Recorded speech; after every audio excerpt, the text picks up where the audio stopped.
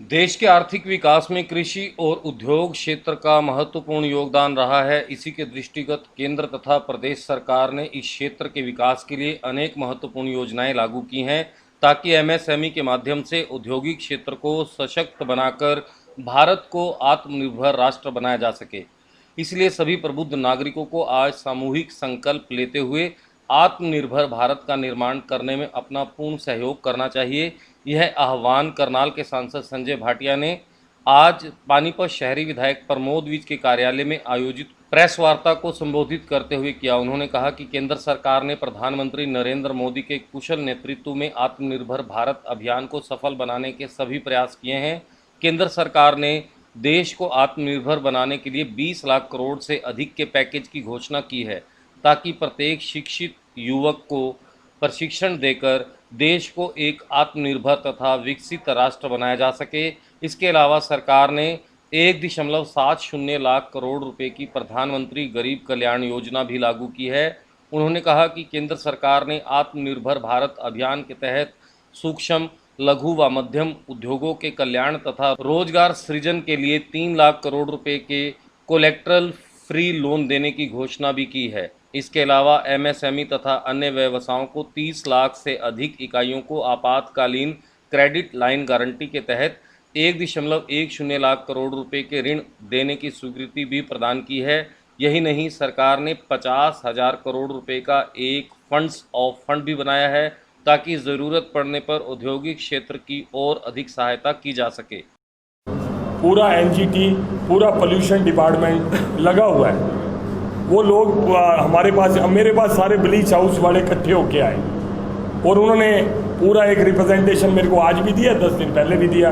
मेरे social media पे सब चलता है। तो मैंने कहा भाई, आप तो एक बड़े अच्छे लोग हैं, हम इस उद्योग को करोड़ों रुपए की, हम यहाँ पर बेकार कपड़े को धोकर उसमें रुई बनती है, धागा बनता है, दरी बनती है और फिर करोड़ों रुपए की फॉरेन एक्सचेंज आती है।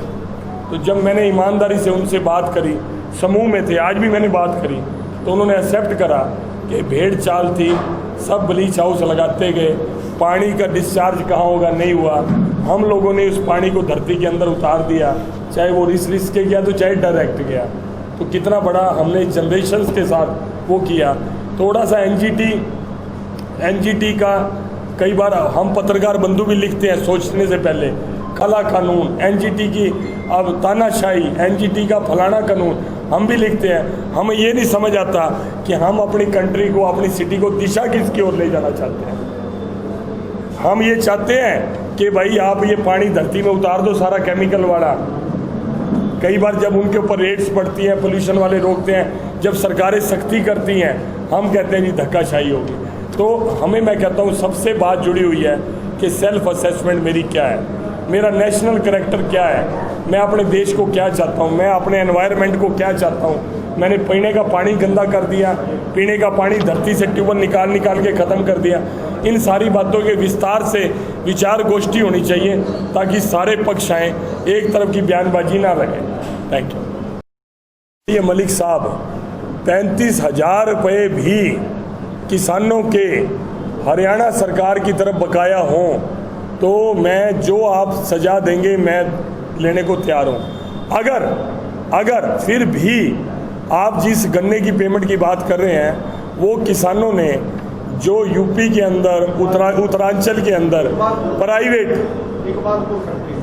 प्राइवेट फैक्ट्री वालों को जिन्होंने वो दे दी, लेकिन हमारे किसान हैं, हमारे भाई हैं, वो पैसा भी नहीं डूबने दिया जाएगा। हरियाणा सरकार की तरफ से पहले भी परस्यू किया है और पूरी ताकत के साथ क्योंकि मुझे पता है माननीय मुख्यमंत्री जी ने मेरे सामने उत्तर प्रदेश सरकार से, उनके सबसे प्रमुख, मैं नाम नहीं लेता, पॉलिटिकल बात हो जाएगी, और उत्तरांचल में स्वयं मेरे सामने बात की है किसानों के लिए लेकर। हाँ, एक अपने जिले की बात है, नहरी पानी की विकास जी जो है, थोड़ा स्माइल भी दे रहे हैं ऊपर मास्क लगा के। नहरी पानी के लिए विकास जी, अभी मैं 2 काम, जो मैं और किसी की बात नहीं करता, तेल तक पानी, जो एक तो गुहाना माइनर जा रही थी, आप पता कर सकते हैं, एक उरलाना से जो जा रही थी, मैंने खुद बात करके काडा के एक्शन से, आज आप वहाँ की स्थिति देखो कि किसान और बिजली के मामले में पहले तो ये होता था कि यार इलेक्शन आने वाले तो बिजली अच्छी आ रही है।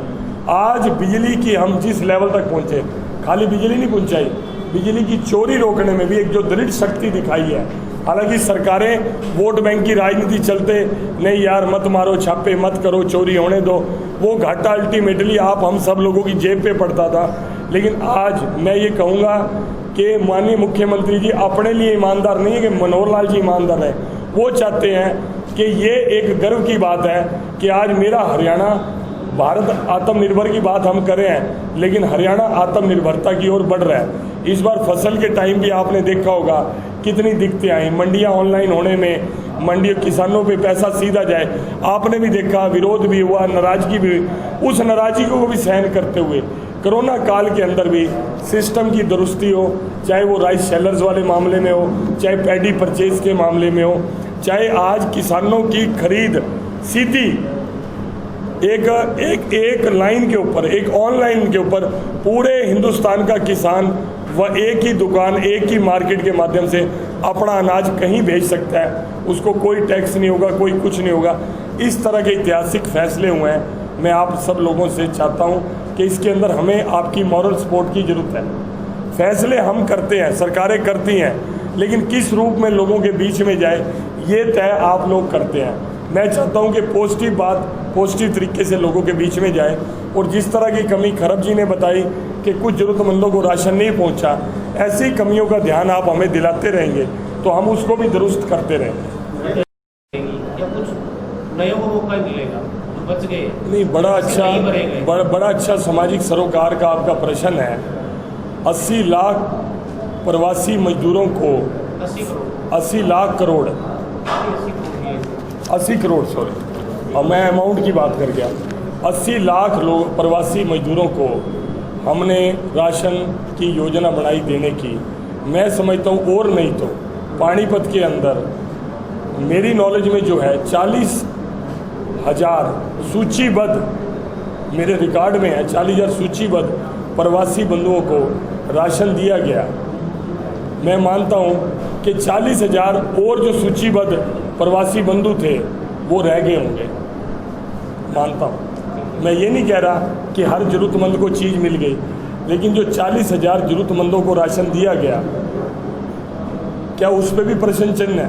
पहले शाबाशी करो, अच्छा काम किया। हाँ, मैं कह रहा हूँ जो रह गए, जो एक चीज़ विचार किया, हमारा क्या है कि जिनको दिया गया राशन, शायद हम वो चर्चा नहीं करते।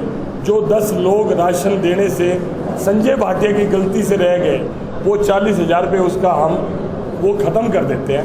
जो भी रह गया दोबारा भी कोई योग्य पात्र है, सर्वे कराकर, कोई आज रेगुलर सर्वे हो रहे हैं, बीपीएल कार्डों के रेगुलर सर्वे हो रहे हैं, कोई मना नहीं करता। लेकिन मेरी जानकारी के लिए सुरजीत जी आपकी जानकारी में नहीं है, मैं अभी मेरे मोबाइल के अंदर मैं सुरजीत जी, आप पता क्या, अभी ये प्रेस कॉन्फ्रेंस की जगह व्यक्तिगत बातचीत में चली जाएगी। मेरी सुनो, मैं अपने मोबाइल से आपको एक डिटेल निकाल के दिखा सकता हूँ कि हमारे हरियाणा के अंदर 20,000 बूथ हैं, 14,656 बूथों पर, अभी मैं अपडेट हूँ हर रिकॉर्ड से क्योंकि मैं संगठन का भी व्यक्ति हूँ, 14,656 बूथों पर लोकल कमेटी का निर्माण हो चुका है। लोकल कमेटी मतलब BLO, ब्लॉक लेवल का जो ऑफिसर होता है, और उसमें सामाजिक संस्थाओं के लोगों को उस ब्लॉक के लेवल पर इन्वॉल्व किया गया। इसलिए इन्वॉल्व किया गया कि कोई भी जरूरतमंद उनके बूथ में ना रह जाए। तो 20,000 में से 14,656 की कमेटी मेरे मोबाइल के अंदर है, तो कितने % तक हम अचीव कर चुके हैं उस विषय को, सरकार कितने लेवल तक उसको डे टू डे रोज वर्किंग होती है। लेकिन मैं एक बात कहना चाहूँगा कि ईमानदारी से हम लोग as a worker, as a MP नहीं, एज ए MLA नहीं, एज ए वर्कर आज भी निरंतर 24 आवर्स इन कमियों को दूर करने की कोशिश करते रहते हैं, जो भी आप लोग हमें ध्यान दिलाते हैं। चलता था स्वदेशी जागरण मंच, हमारे संगठन का एक मंच था, बार बार वो रिक्वेस्ट करते थे अपना पहनो, देश में निर्मित पहनो, विदेशी वस्तुओं का बहिष्कार करो। लेकिन हमारे चलन में, व्यवहार में क्या था, सब लोग विदेशी चीज़ को बड़े ए पेन हैगा जी, ए बाबू जी बाहरों आया है, इटली का बने हुआ है जी, ये बड़ा वधिया है। हमारे व्यवहार में क्या थे, गाड़ी है भाई साहब, ये यूएस बेस है, ये जर्मनी की टेक्नोलॉजी है। बड़े अपने एक हमारा एक व्यवहारिक चलन बन गया था कि हम बाहर की वस्तुओं को, विदेशी वस्तुओं को बड़ा महामंडित करके करते थे, और जब बाद में हमें पता चलता था कि हमारे इंडिया से ही बन के गई हुई है और मेड इन यूएसए की मोहर लग के वापस आई हुई है, तब हमारा चेहरा लटक जाता था। टेक्नोलॉजी में इंडिया कहीं पीछे नहीं है, लेकिन हमने सपोर्ट नहीं करी, हमारी इंडस्ट्री बंद हुई, बाहर वाली खुल गई।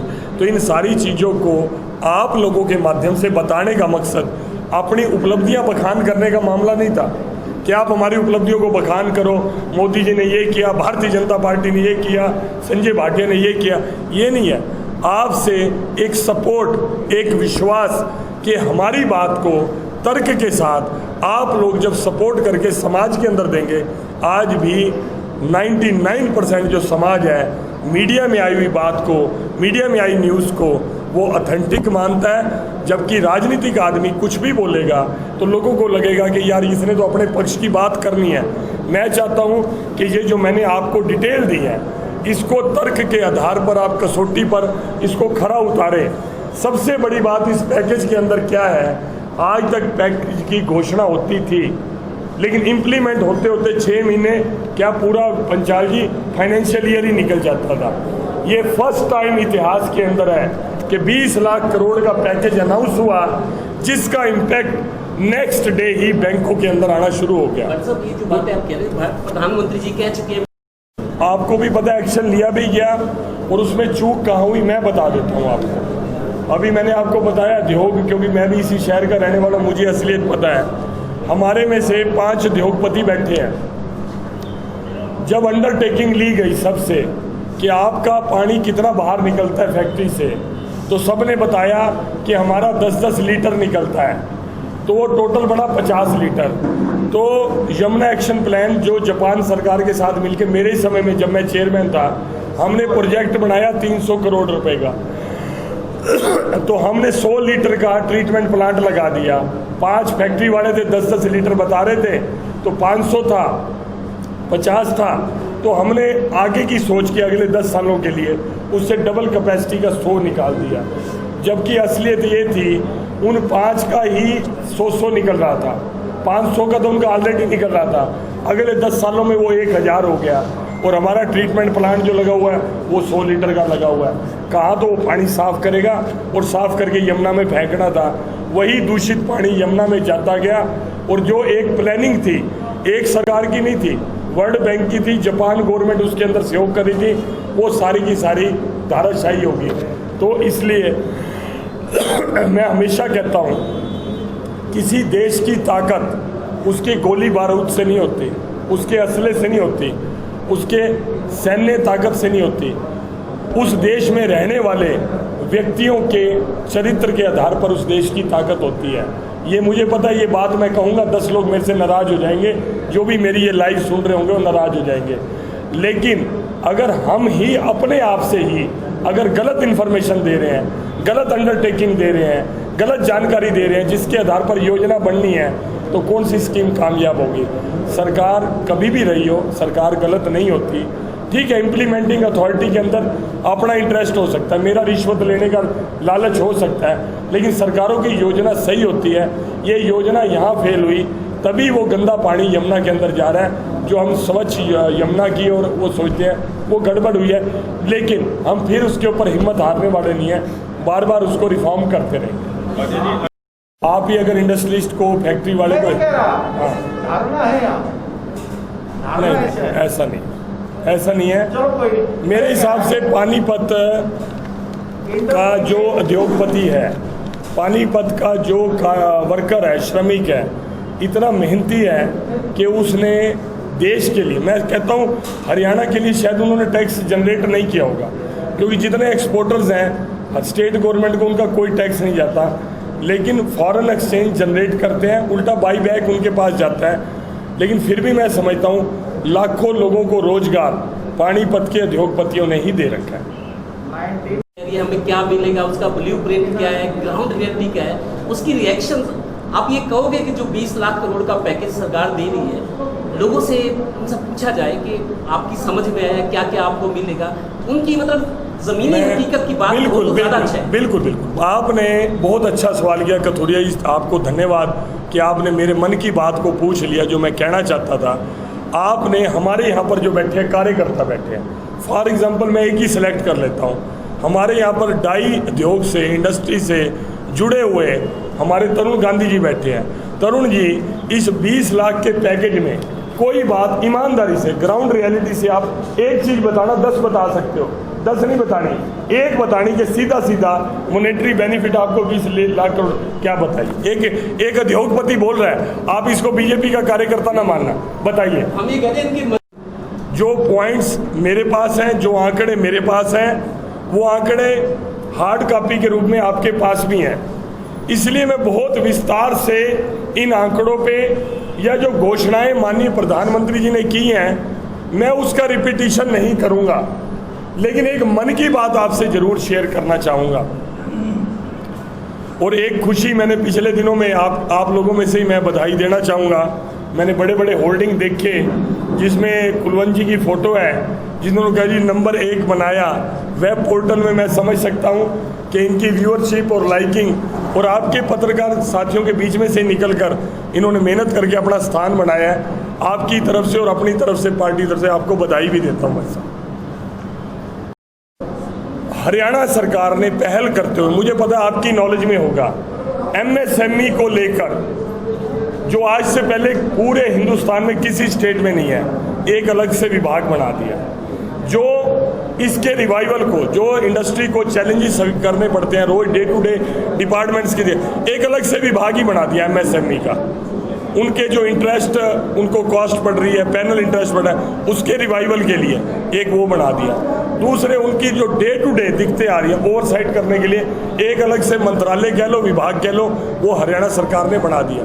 देखिए 100% जब ये कोरोना काल चला उसका झटका बहुत बड़ा है। अगर आप हिंदुस्तान की इकानमी को स्टडी करते हैं तो मैं चाहता हूँ कंपैरेटिवली जो हिंदुस्तान की स्थिति में जैसे देश थे, डेवलपिंग कंट्रीज थी, उनकी इकानमी को अगर आप देखोगे आज बुरी तरह से वो देश टूट चुके हैं। लेकिन हिंदुस्तान रिवाइव क्यों कर गया? ये माननीय प्रधानमंत्री जी की दूरदृष्टि थी। जैसे उन्होंने मजबूती से कोरोना का मुकाबला किया, इसलिए इकानमी को बूस्ट करने के लिए उन्होंने ये तुरंत ये पैकेज दिया। आज फिर आपने देखा होगा कारखानों में धुआं निकलना शुरू हो गया, किसानों की फसल खरीदी गई, किसानों को बिजाई के लिए सारी सुविधाएं मिलने लग गई, किसानों के खातों में पैसे आने शुरू हो गए। आपने ये देखा, ये ऐसे नहीं, बगैर पैसे के कोई काम नहीं होता। एक तरफ तो देखो कि सारे रिवेन्यू खत्म हो गए, आप सब लोगों की इनकम, आप लोग से आपके पास जो पहले एक एडवर्टाइजमेंट से या जो विज्ञापन आता है उससे मीडिया हाउसेस चलते हैं, उसके बिना नहीं चलते, नहीं तो कागज की कास्ट ही बहुत ज़्यादा पड़ती है। उसमें भी आपने देखा होगा कितनी कमी हुई होगी। आज सब तरफ से चैलेंजेस थे, लेकिन इकोनॉमी बूस्ट हो। इकोनॉमी बूस्ट कैसे होगी? मेरी जेब में अगर 1000 रुपये होगा मैं तभी तो खर्च कर पाऊंगा। 1000 रुपये खर्च करूंगा तो विकास जी की जेब में जाएगा, कुलवंत जी की जेब में जाएगा, वरना मेरी जेब में ही पैसे नहीं है। इसलिए 20 लाख करोड़ के पैकेज में किसान के पास पैसा गया, उद्योगपति के पास पैसा गया, मजदूर के पास पैसा गया, सबके पास पैसा गया, तो समाज में इसका चलन हुआ। हाँ जी, अनाउंस हुआ, सीएम साहब ने अनाउंस किया, उससे कुछ दिनों बाद ही हमें बैंकों से फोन आने शुरू हो गए कि 28/2 तक आपकी जो भी आउटस्टैंडिंग बैंक की है उसका 20% आपके अकाउंट में क्रेडिट कर दिया गया है, आप उसे अवेल कर सकते हैं। मेरे पीछे अभी मानसरोवर वाले बैठे हैं, अभी मेरी उनसे चर्चा भी हो रही थी कि 5 दिन के बाद या 7 दिन के बाद हर एक के खातों में 20% जो हमारी आउटस्टैंडिंग थी उसका 20% क्रेडिट हो चुका था। ये 20% मान ली 1 करोड़ की हमारी लिमिट है, तो 20 लाख रुपए हमारे बैंक के खाते में अपने आप क्रेडिट हो गए थे, विदाउट कोलेटरल, विदाउट कोई डॉक्यूमेंट सबमिट कराए, विदाउट कुछ ऐसे ही, सिर्फ एक बैंक की इन्फॉर्मेशन। ये एक इंडस्ट्रीज की बात है, ज़्यादा हाँ खड़े हो गए। प्राण जी बैठ जाओ।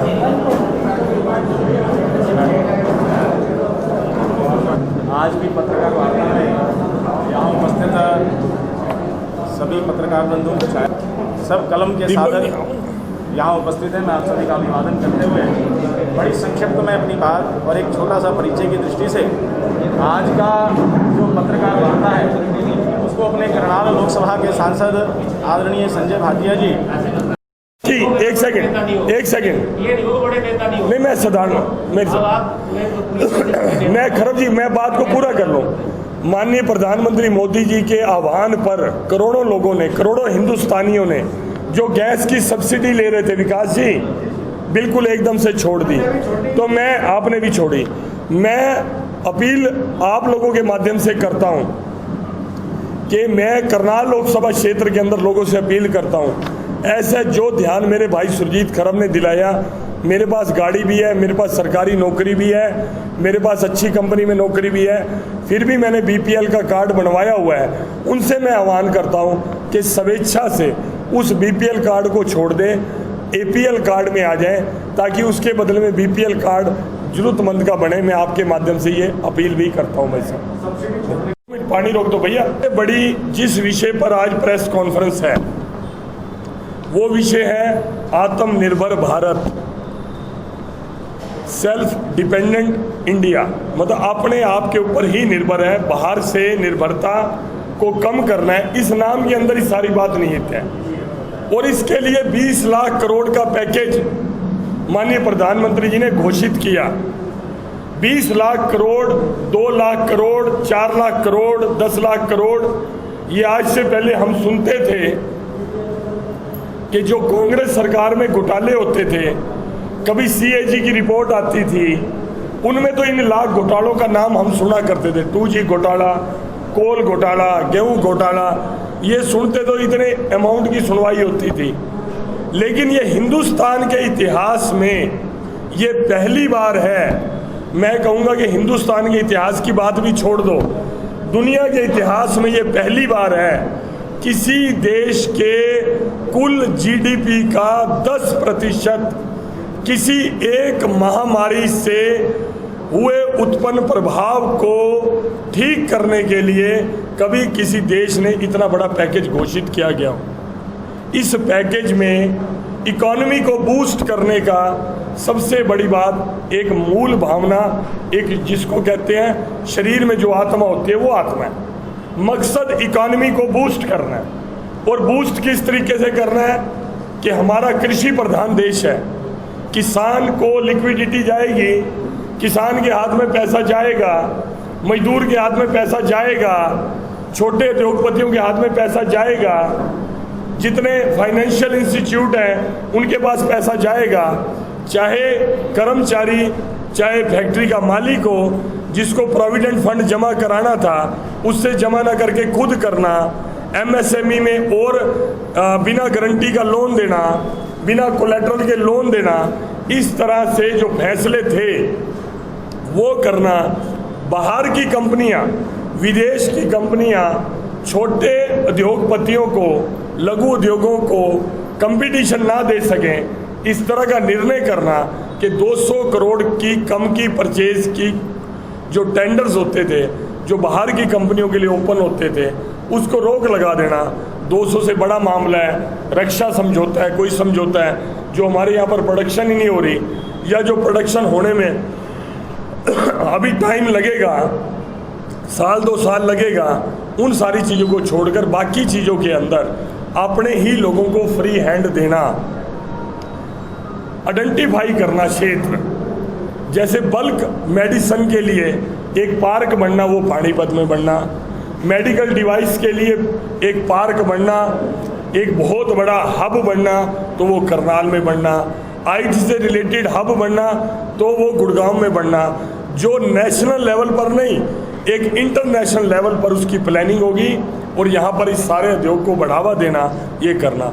कितने ही पानीपत तो मैं समझता हूँ एक उदाहरण है। अभी सवेरे रणदीप जी और मैं चर्चा कर रहे थे, कितना मिंक ब्लैंकेट चाइना से इंपोर्ट होता था, कितनी 3D चादर, पानीपत के अंदर ही लाखों करोड़ों रुपए की ये माल इंपोर्ट होता था, लेकिन अपने इंडस्ट्रियलिस्ट को सपोर्ट करके इंडिया में ही वो माल बनाकर उसको स्प्रेड करना, ये कई तरह के उदाहरण इस 20 लाख करोड़ के पैकेज में निहित है। सीधा सीधा देखने में मेरी जेब में कितना पैसा आया, हम किसी पैकेज को इस चीज़ से तोलते हैं, मुझे क्या मिला, क्रेडिट कार्ड में मेरे को क्या मिला।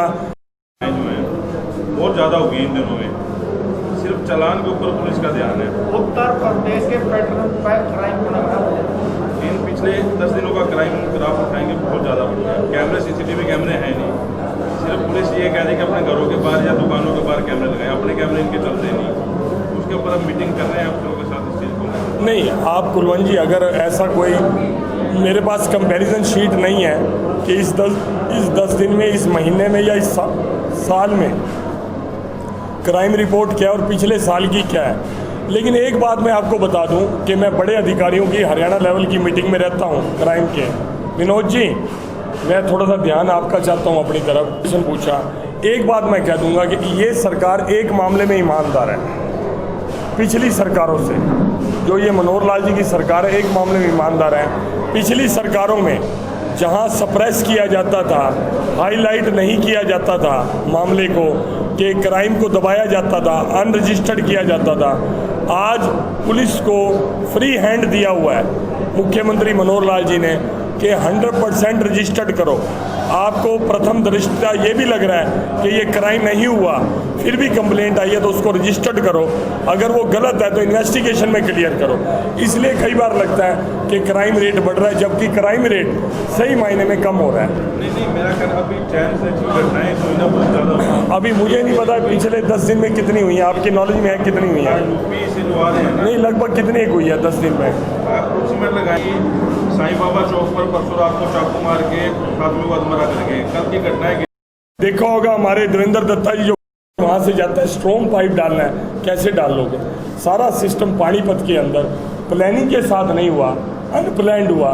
वो सारे कांटे हैं, एक एक करके निकल रहे हैं विकास जी, इसलिए उसके ऊपर टाइम लग रहा है। वैसे विकास जी की बात जोड़े, उसमें थोड़ा सा इंडस्ट्रियल एरिया में रहते हैं का डेवलपमेंट का स्ट्रक्चर अभी ऑन रिकॉर्ड है। आपने देखा होगा 29 सेक्टर के अंदर भी आज तक ऐसी सड़क बनी थी, एक एक फुट की सड़क, सीमेंट की सड़क। आप एक बार घूम के आइए, मैं तो घूम के आया हूँ, लेकिन मैं समझता हूँ कि आज ओवरऑल हम जो बात कर रहे हैं, आत्मनिर्भर भारत के ऊपर बात कर रहे हैं। हमने, मैं कहता हूँ नहीं, कुछ आत्मनिर्भर भारत में मोदी जी ने जो कल्पना करी, 100 स्मार्ट सिटीज़ का सेलेक्ट किया। आज आप देखोगे वहाँ पर जाकर 100-125 करोड़ रुपया स्मार्ट सिटी के लिए, करनाल के लिए पैसा केंद्र से आ गया। आज रैपिड मेट्रो आ गई, आज कितने बाईपासेस बन रहे हैं वो आ गए। ऐसा नहीं है कि स्टेप बाय स्टेप डेवलपमेंट नहीं हो रही। हाँ, मैं ये मानता हूँ कि हम आज सुबह कुछ सोचा और शाम को इम्प्लीमेंट कर दिया, वो बड़ा मुश्किल होता है। हाँ जी।